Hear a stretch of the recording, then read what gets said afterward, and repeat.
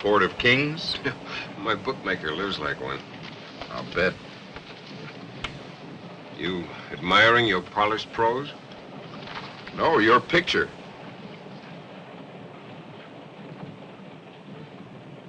Charlene Reston's much prettier. You know, this will be the 27th case of yours I've covered. Well, maybe you're my good luck charm. If I thought so, I'd consider jumping off the train. I make good copy, don't I? Sure, I've got a Pulitzer Prize to prove it. Quit trying to reform me. I don't give a hoot about you. Save your lecture about the majesty of the law, or I'll throw you off the train. You don't scare me, except when you're in a courtroom. Springfield in 5 minutes, sir. Oh, well, agree. Forget the change. Thank you very much, Mr. Blane.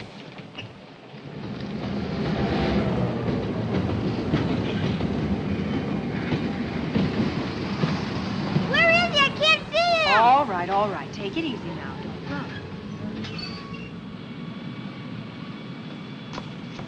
There he is. Hey! Oh, look at you. Golly, how big you are. Hello, Diane. Hello, Jim. Here, let me look at you. Grown, haven't they? So fast. How are the electric trains? Haven't got them anymore. They're mine now. How's your mother? She's fine. Why can't I go with you, Dad? Maybe you can join me. You can stay in Desert Valley. The boys are in school. Well, just for a week. Can't we, Mom? Sometimes we get sick and stay out that long. Your father will be very busy.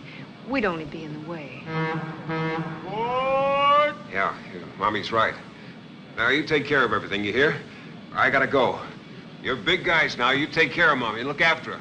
I'll write to you. I'll call you as soon as I get there. Bye.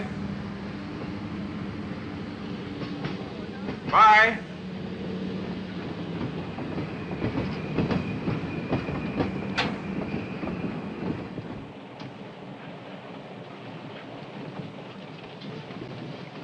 Nice family. It wasn't for publication. I'm just making mental notes on a book I'll probably never write. Didn't even bring anything for the kids. Forgot.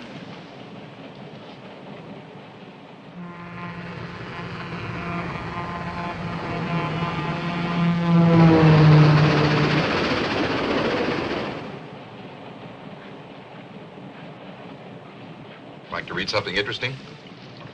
Who's it from? Convict number 673066, namely Benson Powell. What's the point?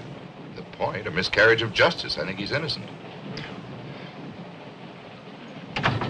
One, please. Read the letter, please.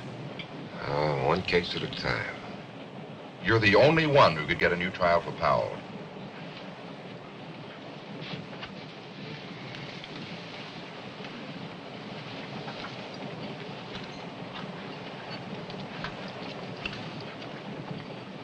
I can recommend a fillet of sole. I've decided on the steak. Rare? Yes. May I? Thank you.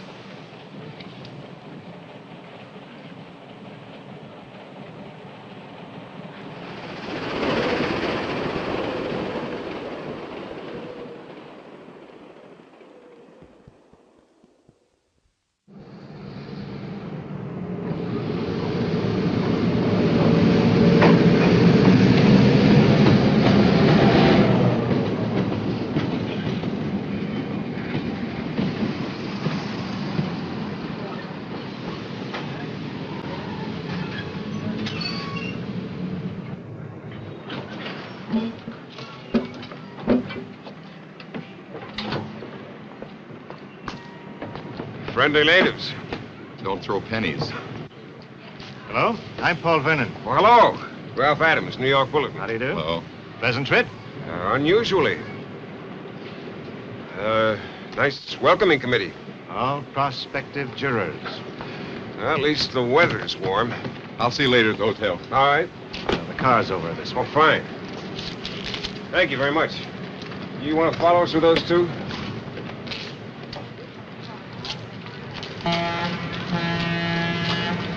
Smart-looking fellow, that lawyer. Mm-hmm. If he'd have been real smart, he never would have left New York.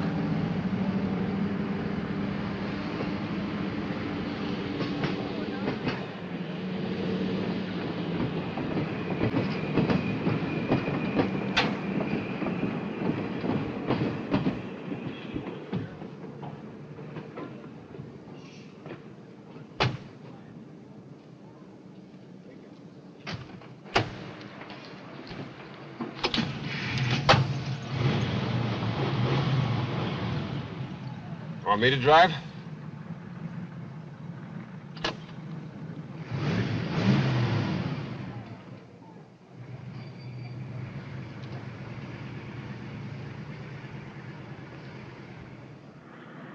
Man could relax out here. With what's confronting you, I hardly think so. Which reminds me, did I come cheaper than the Legal Eagle from San Francisco? I take it you're referring to Lester Rawlings. Mm-hmm. I heard the Restons had him down as their first choice. They did, but I persuaded them to retain you, despite your higher fee. Coming from a Baltimore corporation lawyer, that's a compliment.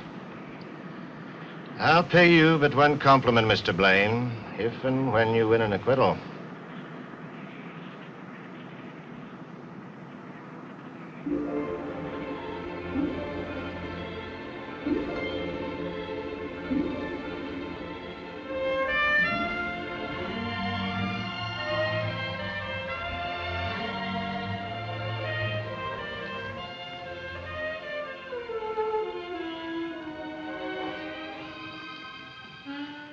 Mrs. Reston? Mr. Blane. How do you do? How's the water? Find out for yourself. Oh, Paul, dig out a pair of trunks for Mr. Blane. Looks inviting.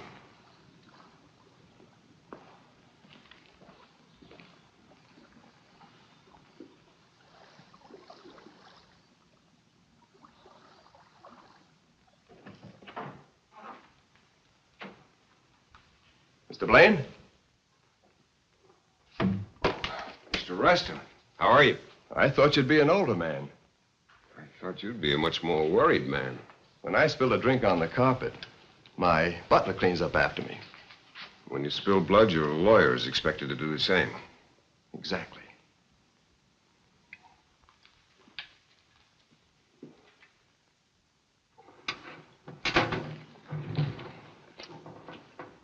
Did Larry Bell assault you? I'm defending you, not Mr. Vernon. Would you care to see the dress? Did he assault you? Sounds like gutter talk. That's a very acute observation. Did he? Yes, he did. For the first time? Now, look here. You be quiet until I come to you. Mind your manners, Mr. Blane. Mr. Reston, I'm not impressed by you or your bank account. In fact, you irritate me. Now, look here. It's about time. That's more like it. That's the way I want to see you in court. Not as a cold fist, but as a man, outraged. Mrs. Reston, are you a faithful wife? In my fashion. Were you having an affair with Larry Bell? He was a bartender. Were you? No. Don't lie to me, or you'll have to get yourself another lawyer. I saw Larry Bell just twice before. Were you receptive to his advances? Yes. What happened the third time? I was bored with him. And you resisted him? I ignored him. To tease him? You sound like a prosecutor. Another acute observation. You're cleverer than I imagined. Did you want Bell to attack you? You mean subconsciously? No, consciously. That's absurd, isn't it? Is it? I don't know. I have to think about it. Mrs. Reston, as you move about from resort to resort, what else do you think about? It's so right, Mr. Blane.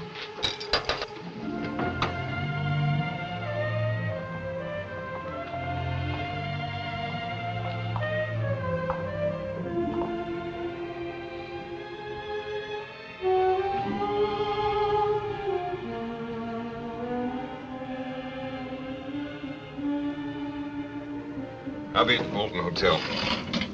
We've arranged for you to stay here. Oh, Mr. Blane doesn't approve of us. No sense adding to the prejudice of the jurors. I don't want them to think I belong to Desert Valley. A good point. Perhaps another time, if you and your lovely wife manage by my sweat to escape the state penitentiary.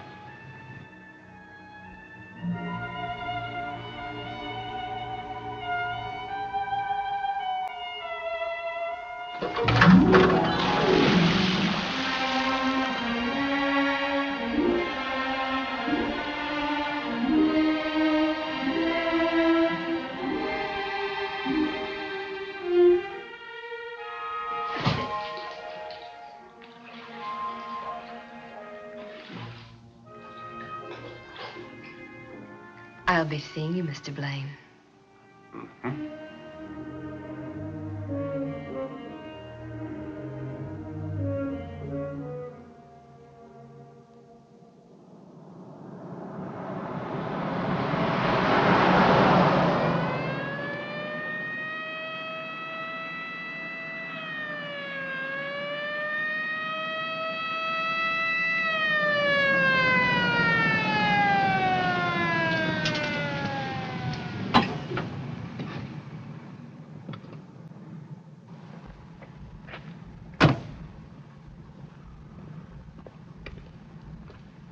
Honestly, I was only doing 80. I'll take your word for it, Mr. Blane. I'm Nick Hope, sheriff of Bolton County. Hello. You want to follow me? Where to? Traffic court? I'd hate to see you in any of our courts.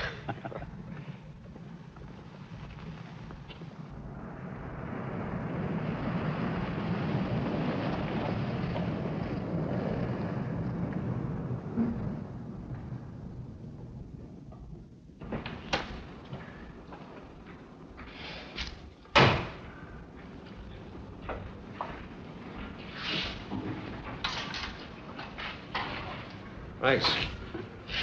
Where are we going? God's country.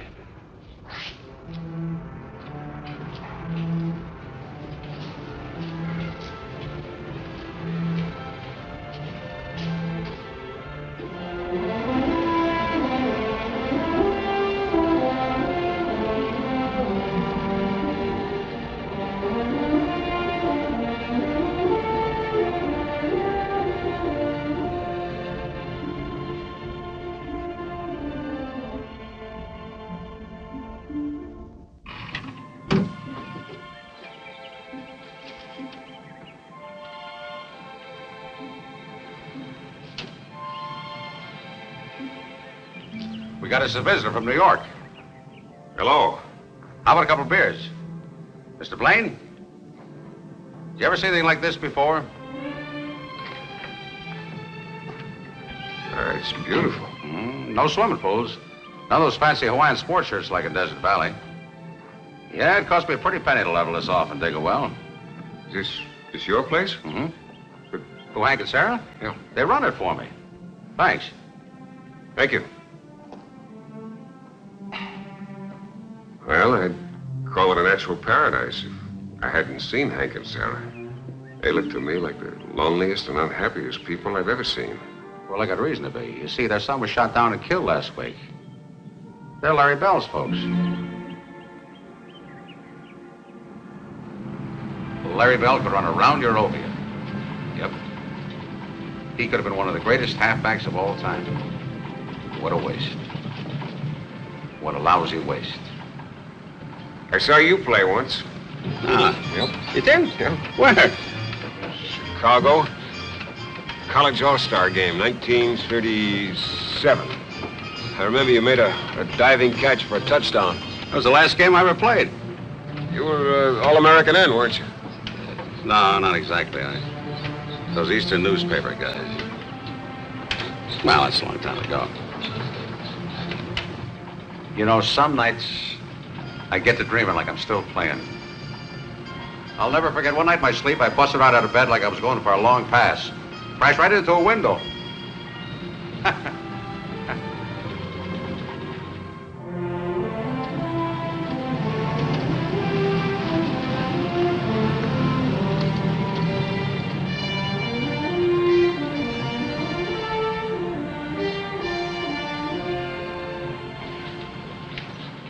he raise out here? Staley? He raises any hand he figures to beat. Sounds like me. Yeah? Well, it's your convenience anytime.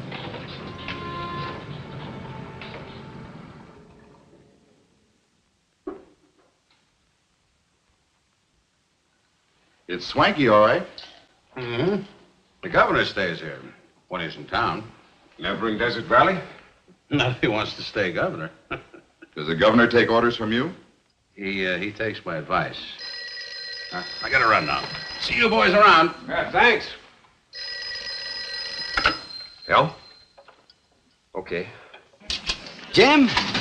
Billy Giles. Billy, where are you? Vegas. Are you knocking him dead? Dead? That's the word for it. The slot machines get more laughs than I do. When am I going to see you? Well, drive over when you can. It's only 150 miles. The highway runs right past all the crap tables. Billy, can I have some more? Thank you. By the way, Jim, they're betting 6-1 against you. You get 10 grand down for me. Now, seriously, Jim, I hated to see you take this one. Make that 15 grand, Billy.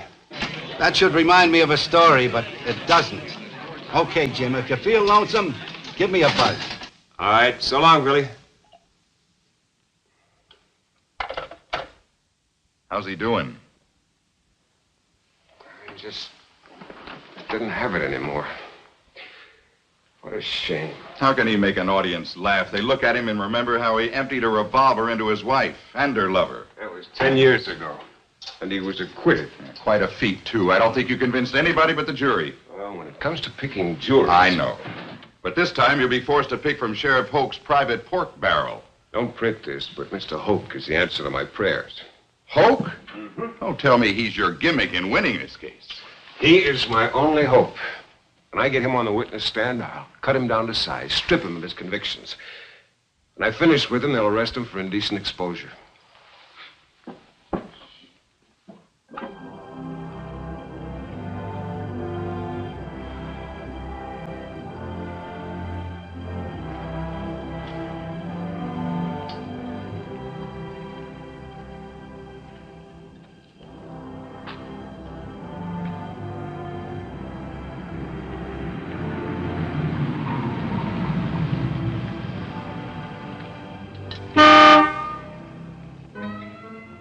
Hello?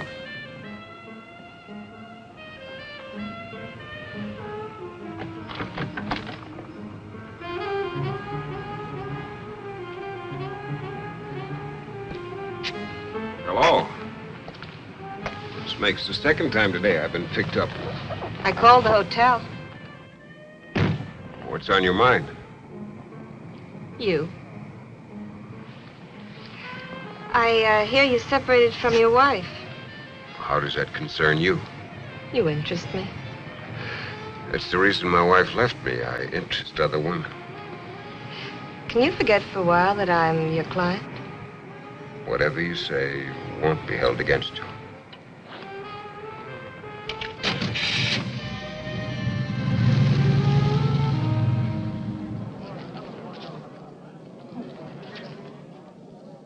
And where, Sheriff, did you see them together?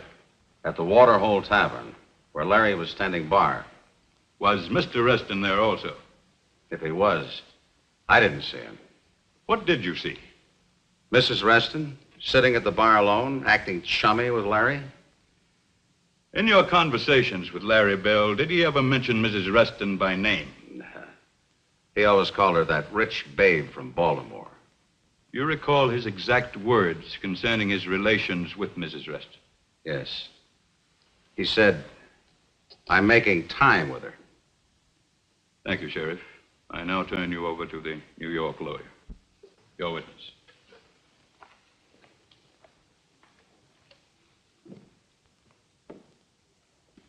Your Honor, during the past week in this court, the prosecution has persisted in referring to me as the New York lawyer. It appears there's another defendant in the case, and the charge is that he is from New York City. To that count, I plead guilty as charged.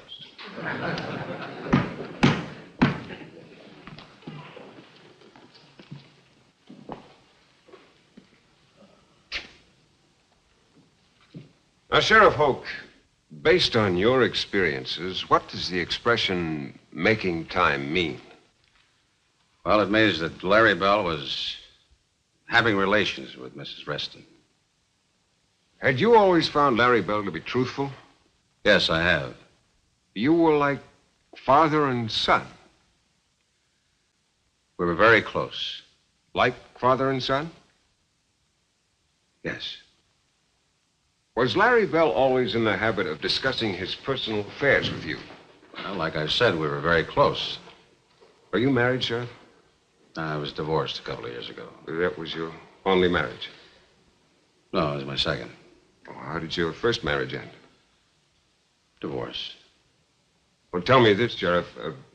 Were you in the habit of discussing your personal affairs with Larry Bell? Objection. Sustained. The expression making time, is that something Larry Bell may have borrowed from you? No. Or did you ever use the expression? Objection. Sustained. Larry Bell was a noted athlete, wasn't he? One of the finest. Do you know what the expression to score means? Objection. Sustained. Can you describe Larry Bell's demeanor when he told you he was making time with the babe from Baltimore? I don't think I understand the question. Was he smiling? Yes, I believe he was. Was it a cocksure smile or a smirk? Objection.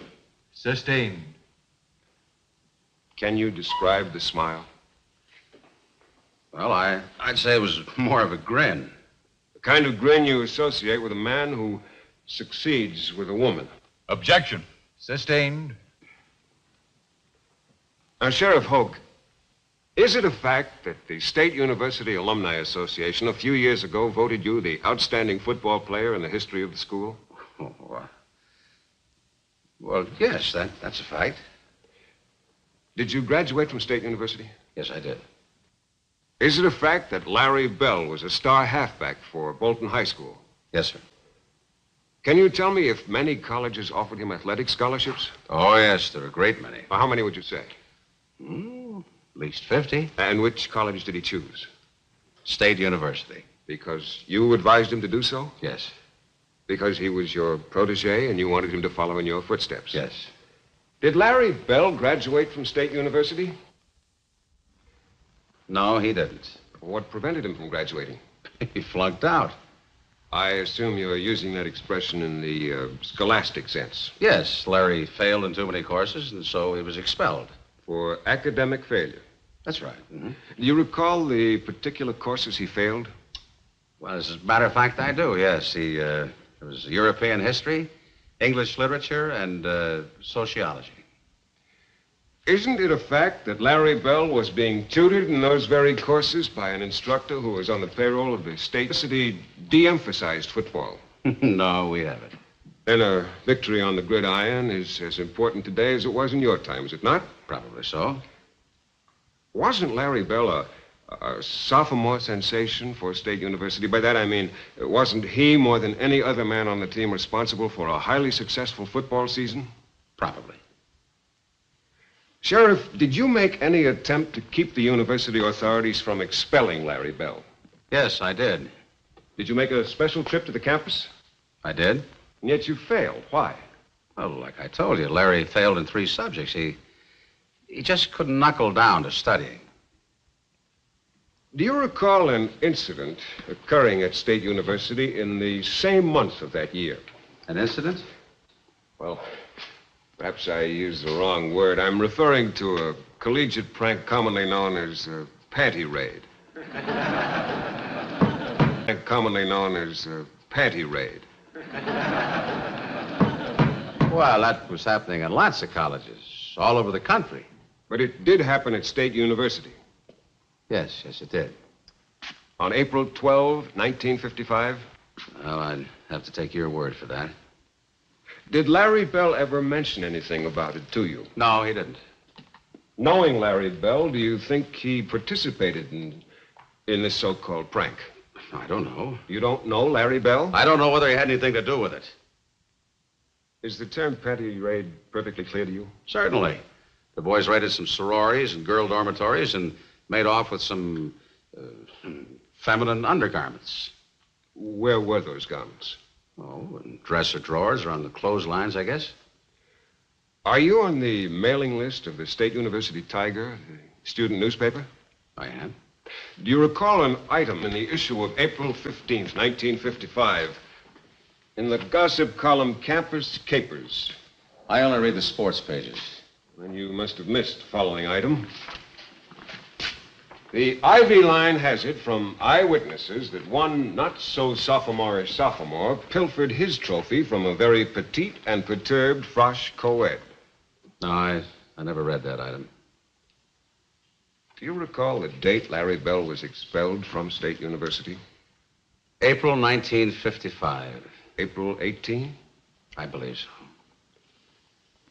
Is it a fact, Sheriff Hoke, that the final examinations for the spring semester are held during the last week of the month of May?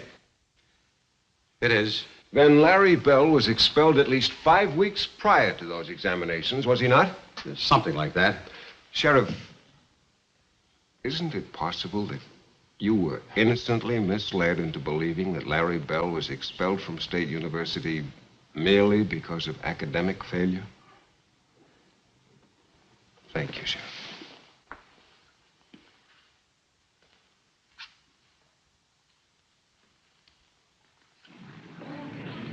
You did it again.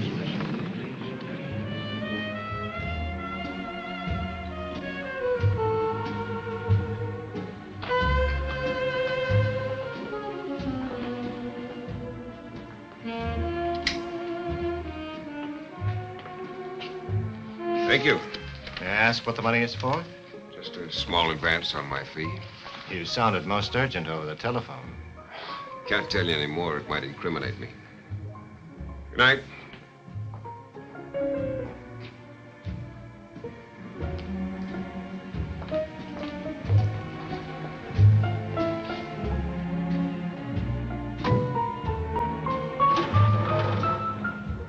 I'll pick you up at the courthouse at 11.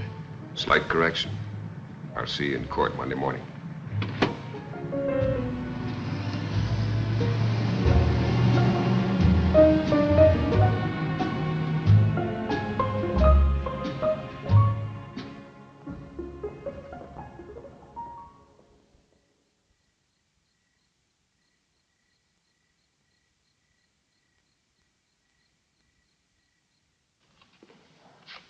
Off the top. True to the dealer. Opener bets 50. Beats me. No.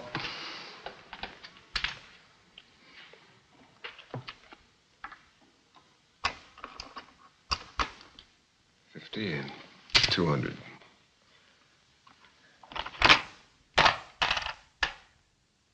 See the 250? Raise it 500. Too much for me. You do too. I'll call. 3 deuces full. Straight's no good. Too bad. Nice hand.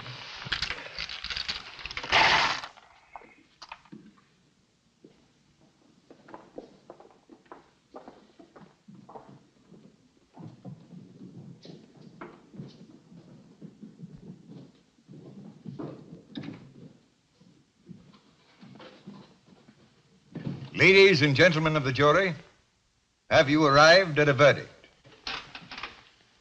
We have, Your Honor. How find you? Guilty or not guilty? Not guilty.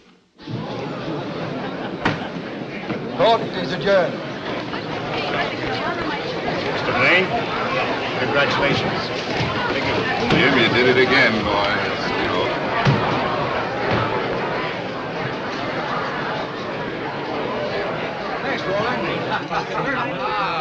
Hello, darling. Hi, baby. How are you? Look who's here. If I offered the prosecutor a drink, would he object? What are you gentlemen drinking? We can't stay long. Thanks anyway. Oh, I can't say I know how you feel. Hard as I try, I just can't seem to lose a case. What's this? Subpoena. Subpoena? Grand jury? Is this on the level? It is. What's the charge? Bribing a member of the jury, namely Mrs. Carol Morrow. You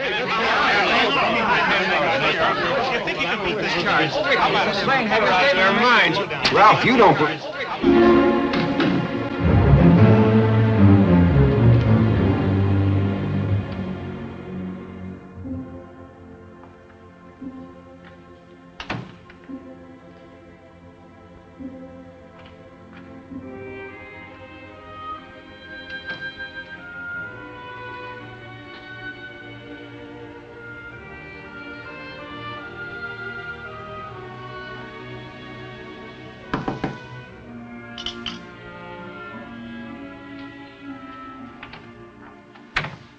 Hello, Billy. Diane, come in. Gee, but I'm sure glad to see you. Where's Jim? I don't know. I was in the bedroom calling down for some breakfast, then I came in here and Jim's gone. How about some coffee? Thank you. I came in from Vegas last night as soon as I heard about the grand jury indicting Jim. What's the story, Billy? Simple, hair-raising. Jim was taken for $5,000 in a poker game out in some desert shack. Then a dame turned up with the money. A dame on the jury, Carol Morrow. And she's saying that Jim gave her the money as a bribe. How are the boys? Is Timmy taller than me yet? They didn't feel so big yesterday.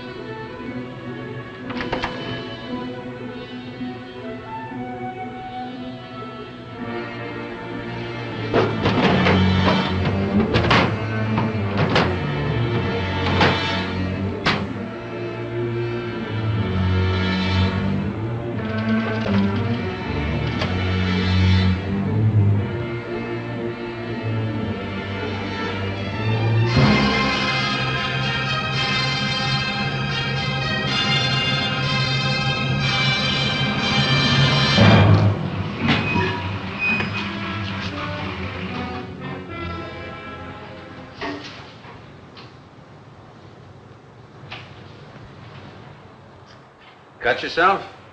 I admit it. Would you arrest me for attempted suicide? You could tell me if it's stealing your Jeep. No, it's yours anytime you want it. You know where I've been, don't you? Staley's shack, I guess. Should I have found them at home? There's no telling about Staley. No poker table, no chips. Oh? You sure you found the right shack? My only mistake was going there in the first place. Now, where will I find Staley? He comes and goes. And where does he go to? You know something? I never got around to asking him. Have a drink? No, thanks. You won't help me then? Yeah, I'll do all I can. What about the other players? Who were they? Well, the introductions weren't exactly formal, but you mean to tell me you don't know the crowd that plays poker with Staley? I'll try to round some of them up as soon as I can. Sheriff, are you out to get me? I wish you wouldn't think that. Well, I hit you pretty hard in the courtroom. You never raised your voice once. Is Mrs. Morrow a friend of yours? Every voter's a friend of mine. Even if a voter commits perjury? You know something, Mr. Blane?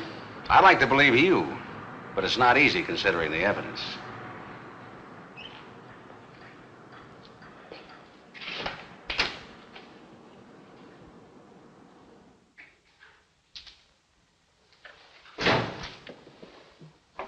Say, where have you been? Out in the desert looking for mirages. 2-car mirages? No Staley, no poker table, no chips, no nothing. A frame house, huh? It's not too funny. Holt's building a beautiful frame. And you'll have 10 years to admire it at the state's expense. You selling me short? Me sell you short? My memory's not that bad. Every morning when I wake up, I look to make sure there are no bars on the windows. If I were you, I'd go into a little Irish jig right now. You would, huh? A very attractive lady just checked in down the hall. I'll try to find time. It's Diane. Diane? 408.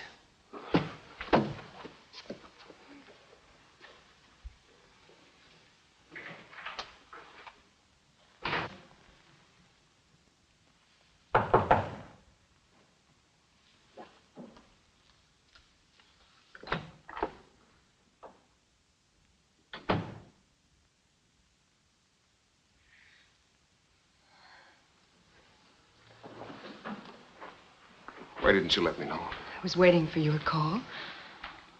I wasn't thinking. I haven't been thinking straight since they subpoenaed me. How are the kids? Upset. Why didn't you bring them? It's not exactly a holiday. I didn't bribe Mrs. Morrow. How did she get the money? Not from me. I lost the $5,000 in a poker game to some card sharps. And the man who got me into the game collected the money and turned it over to Mrs. Morrow.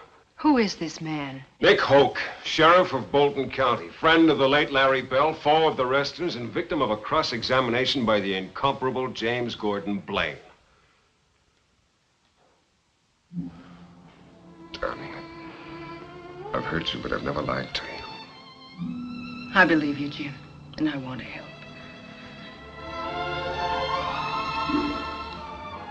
I'll move Billy out of my sight. No, Jim, no.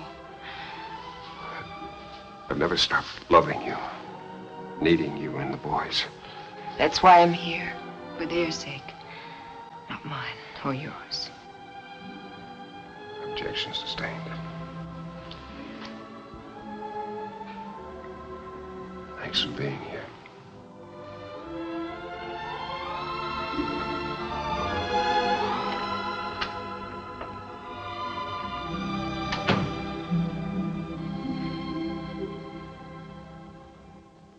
Well, you tell him he better get in line, or come next November, he'll be running for the Woods instead of for the state senate.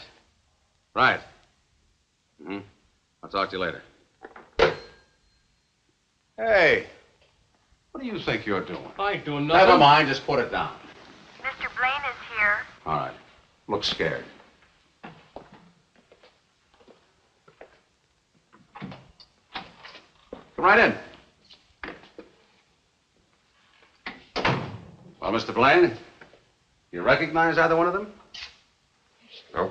You sure now? I'm sure. All right, boys, I'm sorry.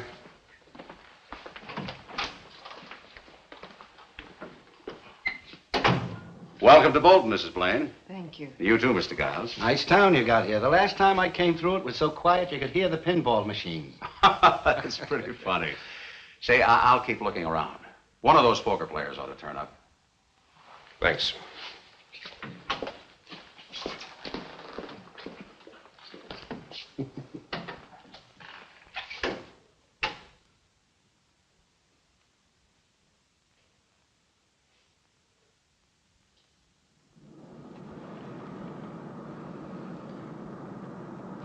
Lester Rawlings is vacationing in Desert Valley, staying at the Sun Club.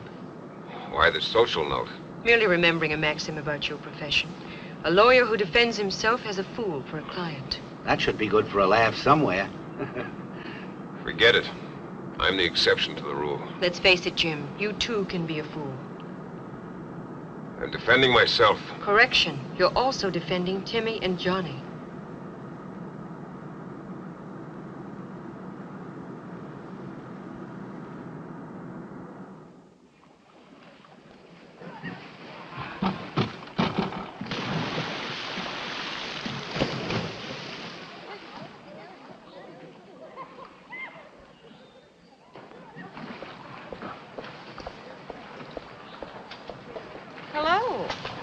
Hello.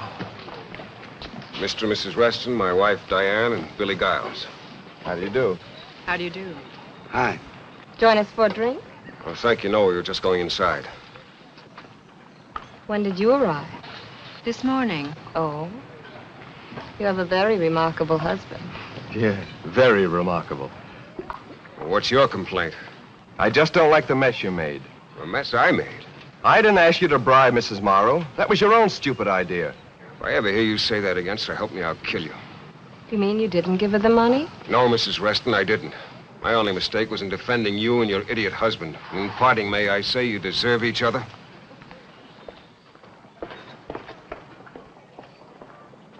So the piano player said, well, hum a few bars and I'll fake it. That's rather amusing, don't you think?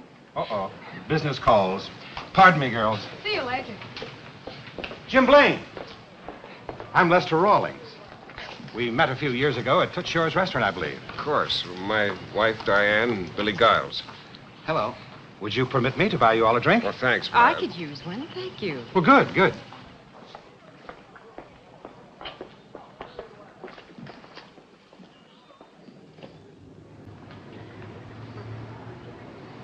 Every time I get a chance to escape from the city, I come down here. It's a great place to relax. You hear that, Jim?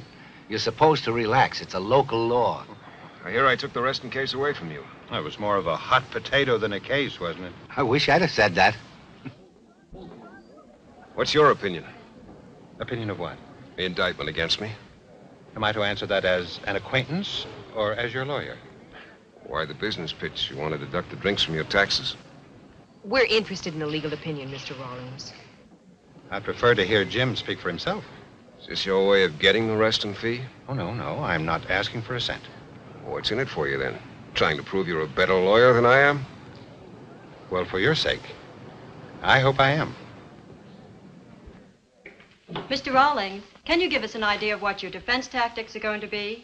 Well, my first tactic is not to reveal my tactics.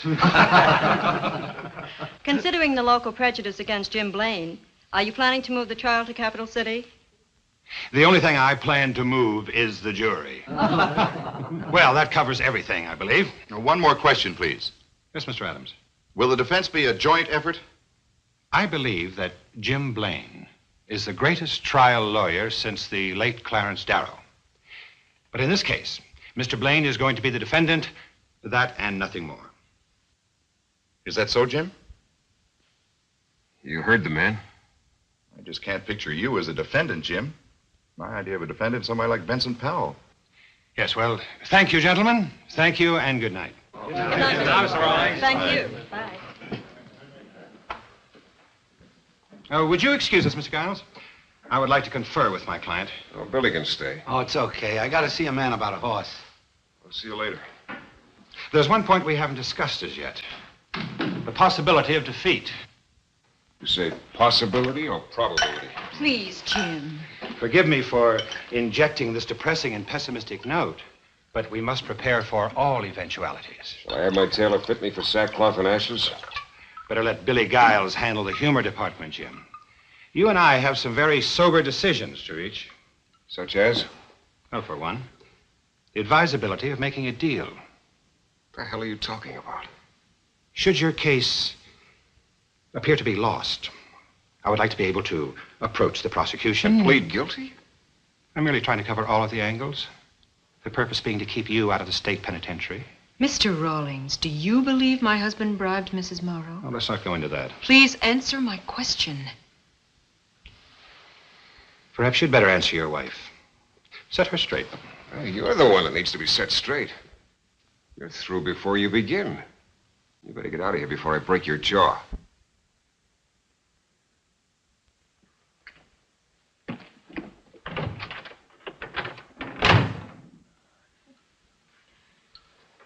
You want a drink? No, thank you. I'm going to bed. Look, was I out of line? No. You referred to me as your husband. Did I? Please stay. I need you. We're still legally man and wife. Did that stop you with Charlene Reston?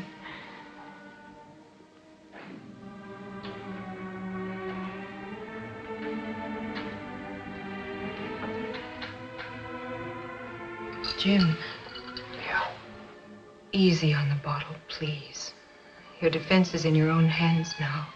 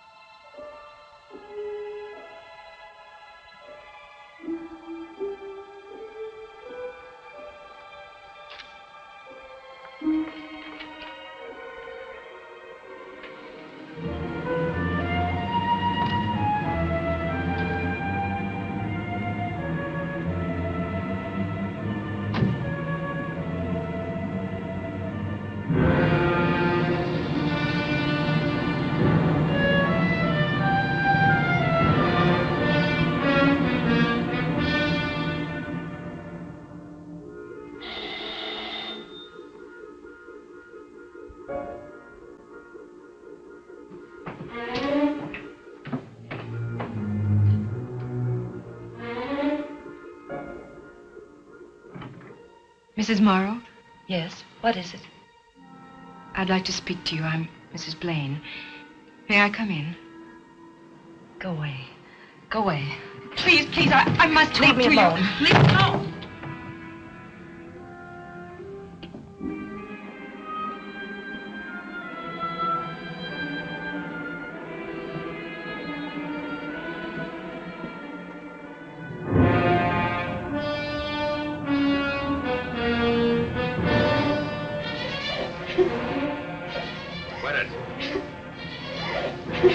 I said, quit!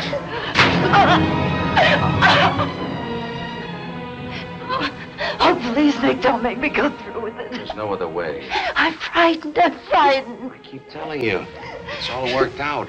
What'll happen to me when he gets me on the stand? Oh, please, Nick. That's why we're in this, because of what Blane did to me in the stand. Get this through your head. It's not that New York lawyer you have to be afraid of.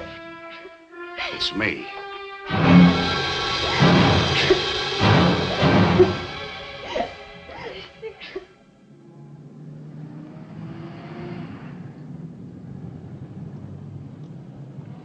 Well, good luck, Jim. Thanks. You got those descriptions with you? Yeah. All I need is a Sherlock Holmes hat. Don't worry, Jim. If any of those card sharks are in Vegas, I'll fish them out. All right. So long. Take care of yourself. Bye, Billy. I'll be seeing you. Well, the coach comes across the locker room, takes one look at my shoes, and flings them against the wall. These ain't Hulk shoes, he said. How do you expect them to get past the secondary? Well, what do you suppose happened? I get...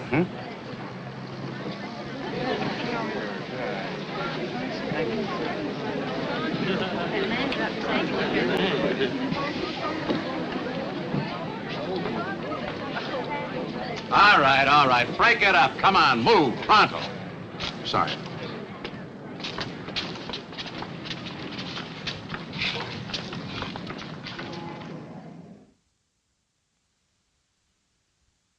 And this $5,000 introduced into evidence is what Mr. Blane gave you. Yes. Thank you, Mrs. Morrow. You may cross-examine.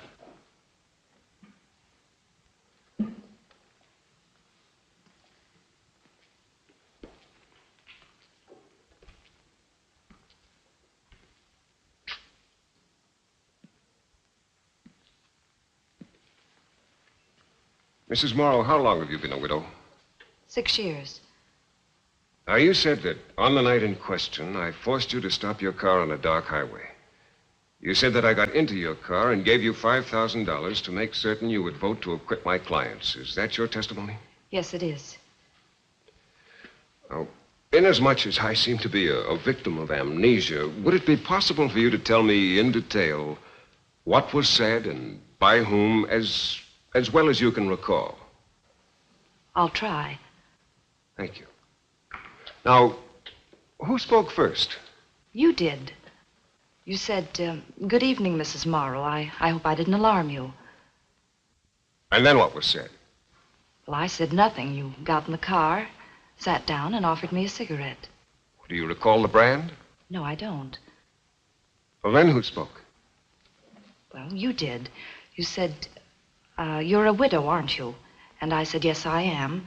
And then you said, your husband was a war hero, I understand. And what did you say? I didn't say anything. I choked up. And what did I say? You said nothing. You took out an envelope and handed it to me. Then you said, put this in your purse. And did you put it in your purse? No, I didn't. I said, what is it? And how did I answer you? Some insurance I'm buying, that's what you said. And what did you say to that sales pitch? I don't know. I said something silly like, I don't sell insurance.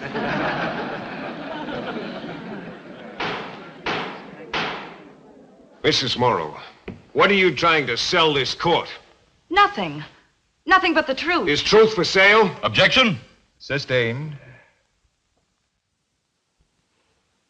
Mrs. Morrow, have you ever run afoul of the law? No. Have you ever had any difficulty with your taxes? No. Have you ever been involved in a lawsuit? No. Have you ever committed any traffic violations? No.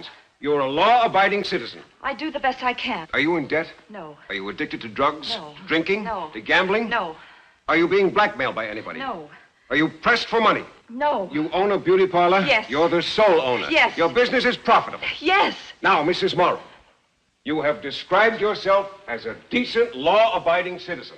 You own your own business. You're a woman of property and propriety. Do you want the court and this jury to believe that a person of your character and your standing in the community would accept a bribe of $5,000 from anyone, let alone a New York lawyer? Please answer my question. I didn't know what I was doing. You didn't know what you were doing. I didn't know what to do. Did you ask anyone what you should do? No, I was afraid to. Well, who were you afraid of? Me? Yes. Did I threaten you with physical violence? No. Did I threaten you at all? No. Are you afraid right this minute? Yes. Of me? Yes. Because I might show the court that you're perjuring yourself? I'm telling the truth. So help you God? Yes. Does the tone of my voice disturb you? Yes. Do you dislike me? Yes. Do you hate me? Yes. Because I'm a New York lawyer? Yes. Because I defended the Restons? Yes. You wanted to send the Restons to prison, didn't you? Yes. You want to see me go to prison, don't you? Yes. You're lying now because you hate me, isn't that so? I'm not lying. You do hate me, don't you? Yes, I hate you. And your hate for me is so strong that you'd do anything to destroy me. Yes, yes. Yes, I hate you. Every time I think of your dirty, filthy money. Every time I feel the pangs of my conscience, I want to see you suffer as much as I've suffered since you've done this thing to me.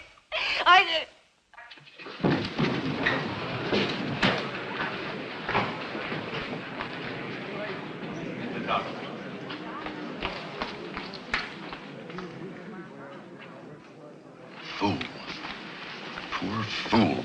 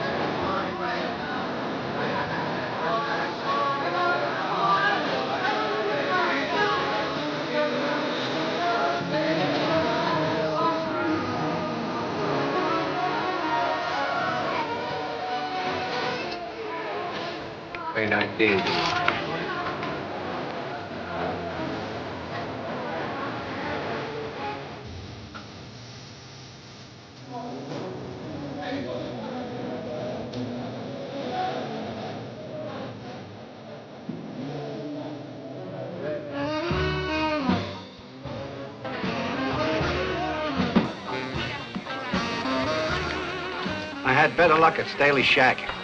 Didn't I bump into you there some time ago? What did you say? Staley's place in Desert Valley. Never worked there. Never even heard of the place. Hit me. Must have been two other guys. That's a good name for this game. Blackjack. Better luck next time.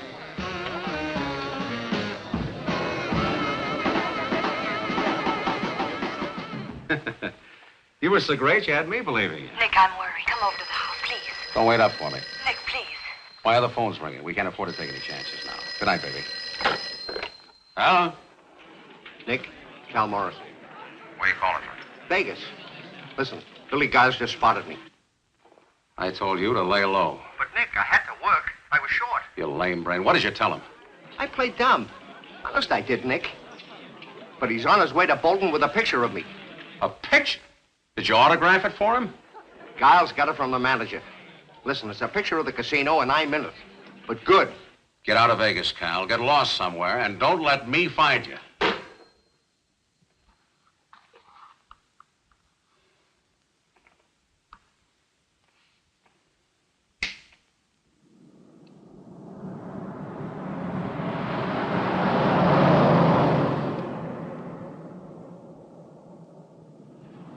Could sell me the 1,000 islands whenever he talks to me. That man could sell me Niagara Falls, could sell me the National Forest. Remarkable, isn't he?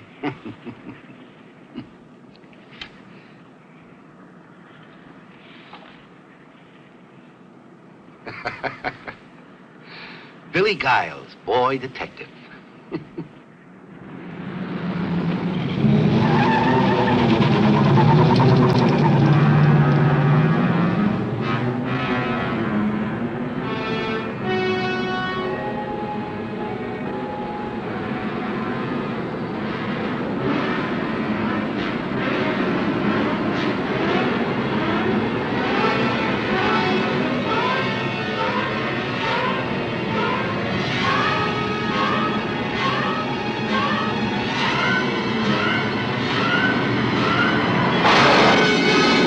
Crazy?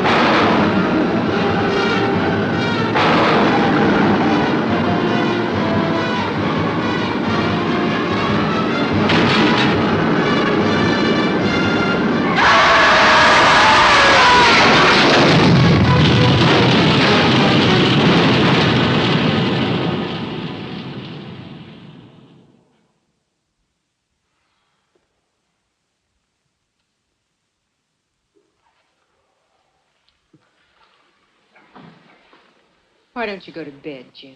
I couldn't sleep if I wanted to. Cross-examining Mrs. Morrow all night. You're not thinking of putting her on the stand again? Well, that's not where I'd like to see her.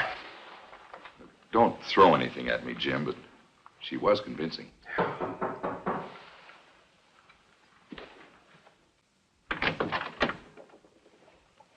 I come in? Sure. What glad tidings do you bring? It's bad news. What happened? Mrs. Morrow confessed she was lying on the stand? It's about Billy Giles. He's dead. Dead?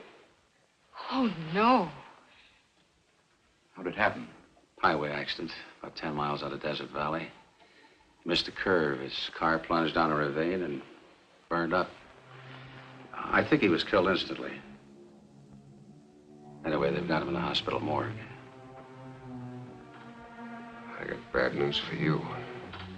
I'm going to get you on the stand. I expected as much. I'm awfully sorry about Billy Giles. He was one of my favorites from way back.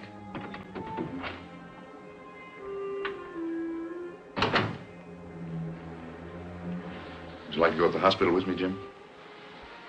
No, thanks. We'll go over later.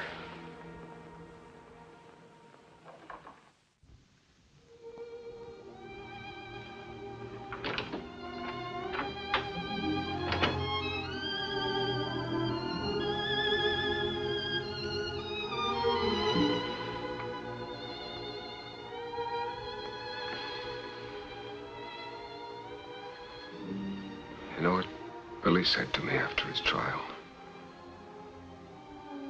I guess I never told you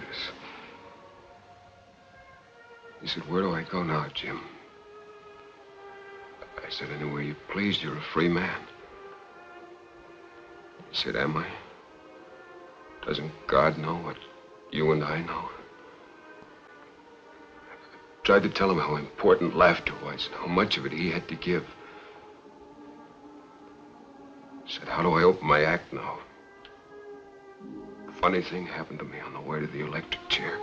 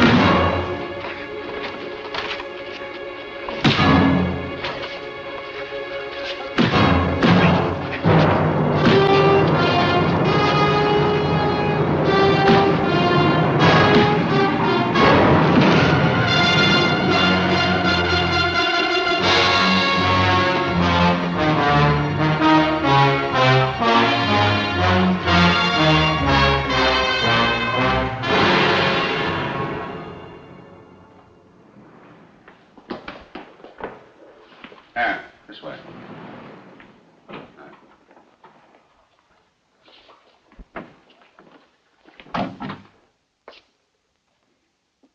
Well, how you feeling today?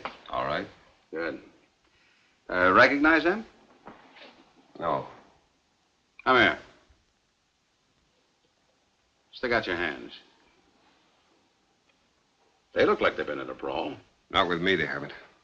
You sure now? I'm sure. All right. Get out of town, pronto. I kind of figured I had him. Maybe if you could give me a better description of them. Come to think of it, they both look like you. You can save that phony laugh for the witness stand. When I get through with you, you'll wish I'd gone to work on you with a baseball bat. Exactly my sentiments.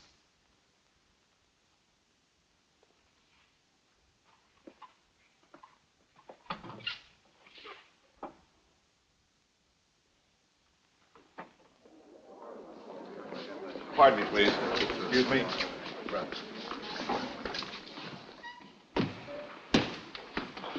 Raise your right hand. You swear the testimony you're about to give this court is the truth, the whole truth, and nothing but the truth, so help you God? I do. State your name. Nick Hoke. Be seated.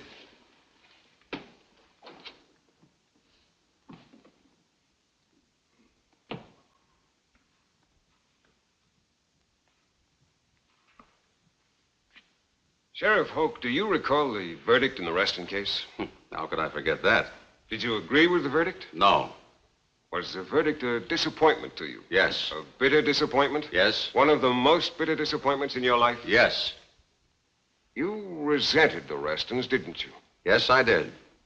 Because they were rich, society people from Desert Valley? Because they murdered Larry Bell. You believe this with all your heart? I do. You believe that in their case, justice was thwarted? Yes, I do. Do you realize that you lost the case for the state? don't. Other people realize it, don't they? I wouldn't know about that. Well, didn't Mr. Mitchell, the prosecutor, tell newspapermen that it was my cross-examination of you that defeated him? I don't know what he told them. It was in all the newspapers. Don't you read the papers? I don't believe everything I read. What do you believe? That you're a sharp lawyer.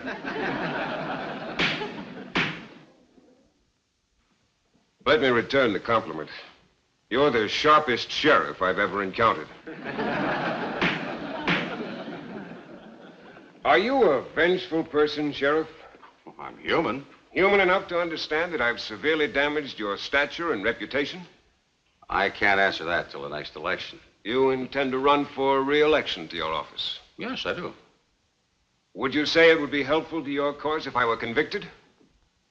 Probably. Then you're interested in having the jury return a verdict of guilty? Oh, that isn't my job. I didn't ask about your job. I asked about your interest. Well, I think that justice will be done. What is justice in this case? That's for the jury to decide. Well, what have you decided? It's not my decision to make. You do make decisions, however, don't you? When I have to, yes. Weren't you forced to make a fateful decision about me? I don't know what you're talking about. I'm talking about conspiracy. Do you understand the meaning of the word? Of course I do. Would you admit, if the court decides in my favor, that I was a victim of conspiracy? I'll abide by the jury's verdict. Wouldn't a verdict of not guilty mean that the jury believes I was a victim of conspiracy? I guess so. Assuming that such is their verdict, that would mean that some person or persons unknown did willfully plot to ruin my reputation and throw me into prison, would it not? Could be. This would also involve Mrs. Carol Morrow, would it not? Might. And if the jury feels that I have told the truth, then it must assume that Mrs. Morrow was lying. Isn't that right? I guess so. Would it not also be possible that Rod Staley and his poker companions could be involved in the same conspiracy? Oh, I couldn't say about that. Remember now, hypothetically at least, I have been acquitted. Then if I did lose the money in the poker game and the same money turned up in Mrs. Morrow's possession, does it not stand to reason that someone other than I gave the money to Mrs. Morrow? I don't follow you. Shall I repeat the question for you? If it's important enough for you. Isn't your name and reputation important to you? I'm not on trial Will here. you admit that I am? Yes. Will you also admit this, that it was you who told me about the poker games at Staley's house? Yes. And wasn't it you who specifically invited me to participate in a poker game at Staley's house on the night of February 24? Yes. And didn't you tell me I could use your Jeep to get to Staley's house? Yes. Why were you doing these things? Well, I was just trying to oblige you. Why would you want to oblige me? Well, I try to oblige all of my friends. Do you mean to tell this court that you regarded me as your friend? Well, yes. Now, Mr. Hoke, how could I ever be your friend? I'm a New York lawyer. The last time I had you on the stand, I made a fool of you. I've got you on the stand this moment trying to make a liar, a perjurer, and a conspirator out of you. And you persist in regarding me as a friend. Can you tell the court any incident, moment, time, or place, when or where I showed any sign of friendship for I'm an agent, and that he's attempting to impeach his own witness. It's all right. I'll answer the question. Objection withdrawn. Well, it was the first day we met. We were driving across the desert in my Jeep and talking about Larry Bell and football, and you said something that kind of surprised me. You said something that kind of surprised me. You mentioned that you'd seen me play once, and you even remembered the game and the date and the pass that I caught to make a touchdown. And you remember that I was an All-American, but it's something that I missed out on. But the way you said it, it made me feel good. Made me feel real friendly toward you. Well, I know I felt that way because after that, I told you something real personal, something that I'd never tell anybody who wasn't a friend.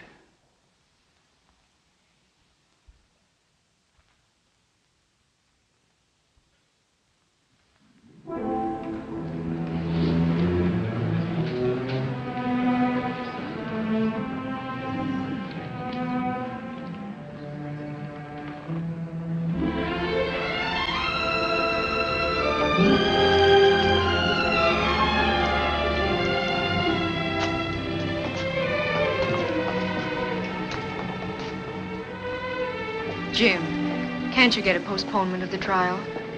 Why, it's well over. Wouldn't it be a good idea to bring in another lawyer for the summation?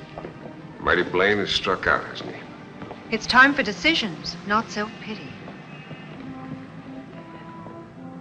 There'll be a new defense attorney in court tomorrow. Who will he be? The man you deserved and never got.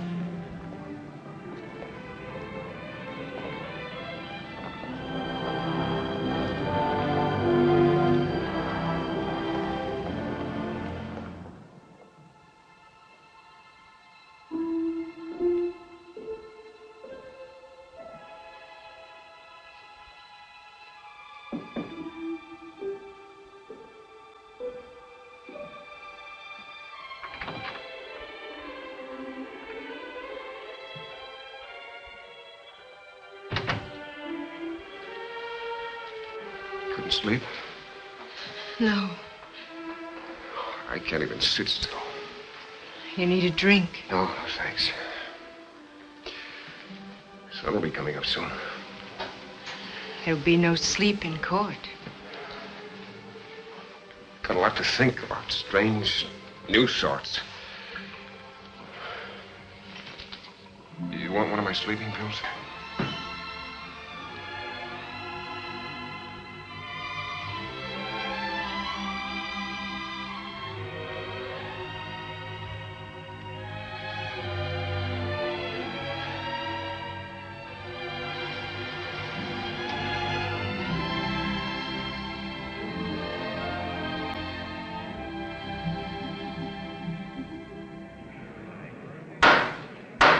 Everybody rise. Superior Court of the County of Bolton is now in session. The Honorable David L. Johnson, judge presiding. Be seated.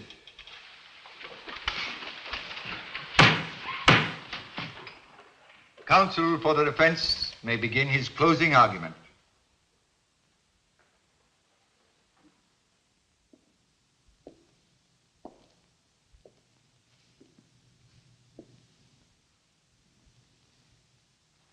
Gentlemen of the jury, you have heard the prosecution refer to me as the criminal lawyer. My only complaint is he seemed to stress the word criminal rather than the word lawyer. Let me tell you how I became a criminal lawyer. First of all, my ambition was to be a corporation lawyer. To have an office in Wall Street, a home in an exclusive suburb, and all the wealth and prestige that I could win. After passing my bar examinations, I knocked on the door of every reputable law firm in New York. But no luck. Why? Because I was a night school lawyer. I stood no chance against the men from the Ivy League law schools. To eat, I became a process server. I drove a taxi. I delivered Christmas mail. Until one day, someone remembered I was a lawyer. That someone was a ward leader. It seems a boy was being tried for burglary, a hopeless case. And I was paid $25 to go through the motions. Well, the boy was acquitted. And after a few more cases like that, the underworld discovered me. And soon I was the mouthpiece for racketeers, murderers, dope peddlers, and panderers. My fame increased. My cases were news. Now I was a big criminal lawyer. My fees were exorbitant. Now my clients came from big money and high society. I asked only 3 questions. Could the client pay my fee? Would the case be front page news? And could I win the case? And I won my cases. Until the word went around, if you're guilty, get James Gordon Blane. That was my reputation. I must confess I enjoyed it. I enjoyed every moment in the courtroom. It was a stage for me, and I never failed to be the principal actor in the drama. I enjoyed the celebration and the notoriety. I enjoyed gambling with life and death. This note of apology is not for my profession, but rather for my own behavior. Or, if you will, misbehavior. Bear this in mind, please. None of us is immune to accusations and indictments. They strike the innocent and guilty alike. And when it happens to you, you demand an experienced and successful lawyer. I could spend hours telling you of innocent men imprisoned and executed because of clumsy and uninspired defenses. A good example of this is the case now before you. During this trial, I have proved the old saying that the lawyer who defends himself has a fool for a client. I've bungled it badly. I've failed to establish my innocence. And I'm sure that at this moment, the verdict of each of you gentlemen is guilty as charged. Take, for example, my cross-examination of Mrs. Carol Morrow. With Mrs. Morrow, I lost my sense of detachment, and I lost my head. I hurled questions wildly, hostilely, for I knew that truth was on my side. Well, you know what happened. When I sprung the trap for Mrs. Morrow, it wasn't she who fell into it. It was I. And as she lay there in a dead faint, I stood here not like a great criminal lawyer, but rather like the village idiot. Or take my direct examination of Sheriff Hoke. This time I vowed I wouldn't be trapped by a big lie, and I wasn't. Instead, I was destroyed by the truth. Yes, the truth. A truth crowded out of a mind possessed with just one thought, that I was being framed by Nick Hoke. And yet, these errors seem minor and unimportant when I think of the one glaring and shameful error of my entire career. My blindness to the sanctity of the court. Collier's magazine, in referring to the Reston trial, called it the case of the tattered dress. I think this case now before you might be called the second case of the tattered dress. The tattered dress of justice. I readily confessed to my part in that assault. But I contend that justice has been attacked on a far greater scale by mob passion, by provincialism, by prejudice, and by conspiracy. In our courts, we aspire to justice. Because we are men and not gods, we don't always achieve it. But remember this, there is no other system for the governing of men. No other except violence. Beyond the walls of this court lies the city. And within the city, as in all cities, there are alleys. In the jungle dark of one of those alleys a few nights ago, I was attacked. Think of the alley, please, and think hard. Think of what happened there in the darkness. It was a trial. I, the accused, was confronted by two men masked in darkness, cloaked in the stolen majesty of this court, and smeared with the blood of outraged justice. These nameless men arrested me. They accused me, they indicted me, they judged me, they sentenced me, and they were executing me. An execution halted only by the sound of running feet. The sound of men from the 20th century running from the quiet lamplit street just outside that alley of darkness. Because of them, I escaped with my life. But keep this in mind. I was not alone. In every act of violence, justice is also a victim. Gentlemen of the jury, for the sake of justice, make your choice well. Shall it be the court, or shall it be the alley?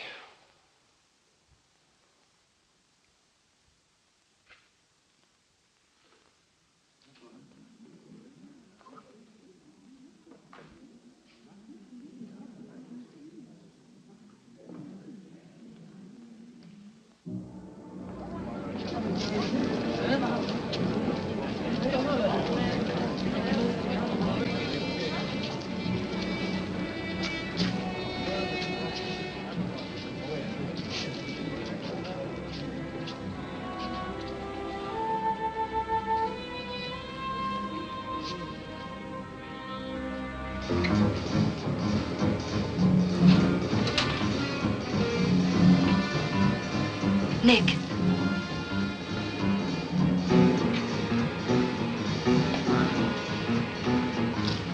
This is pretty stupid, isn't it? Nick, I'm worried. I'm worried sick. You look it. Why is the jury out so long? It's one way to get a free meal. Nick, come over to the house, please. Look, baby, from here on out, you'll be lucky if I tip my hat to you on the street. Nick, you're joking. You're joking. Some joke. I got caught a long pass.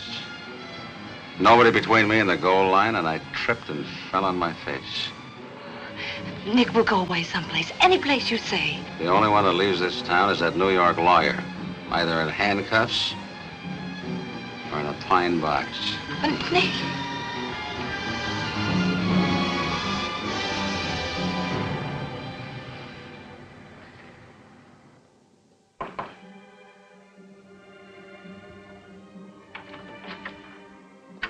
Jury in?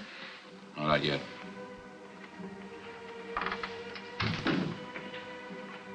Hi. You know what the boys think about your performance? It was no performance. I have to level with you. I'm not sold it was all for real. It's not just me. You haven't sold the other newspaper men or the public. You're even saying that the way you tripped yourself up with Mrs. Morrow and Hoke, well, it was all part of the act. Act? It was an act, may God strike me dead. Sorry, Jim, that's the way it is.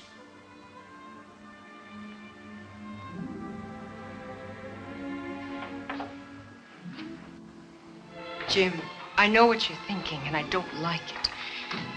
Darling, if we have to, we'll live this down. Last night I thought I was home again. Now I know I can't go home. Not just yet.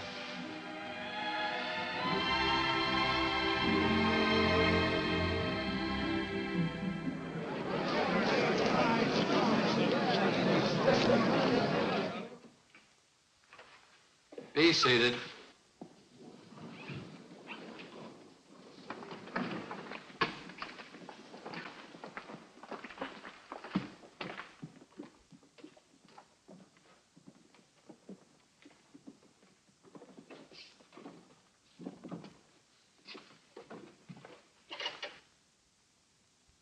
Gentlemen of the jury, have you arrived at a verdict? We have, Your Honor. I'll find you. Guilty or not guilty? Not guilty.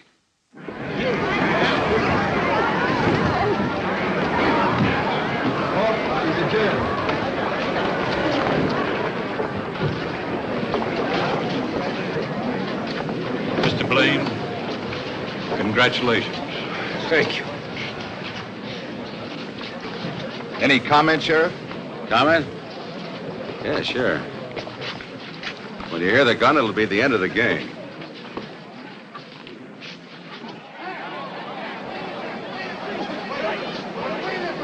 There she is. Move over. How do you feel about the Miss Morrow? Come on, give us a break. Leave me alone!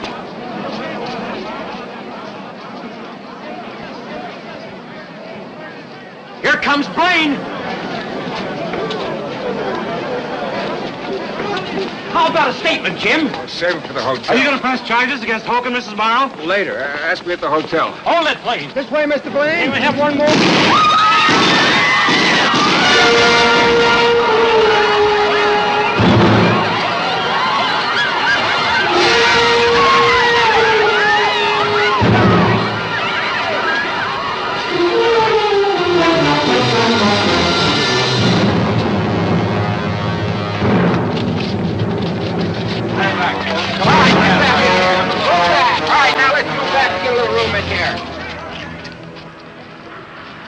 Jim, how do I begin to apologize? I think our apologies cancel out each other. Thanks. Well, I'd better file my story. Ralph, you can also wire Benson Powell. Tell him we'll talk to him. Who's Benson Powell? A man in prison, in need of a lawyer. Let's go home.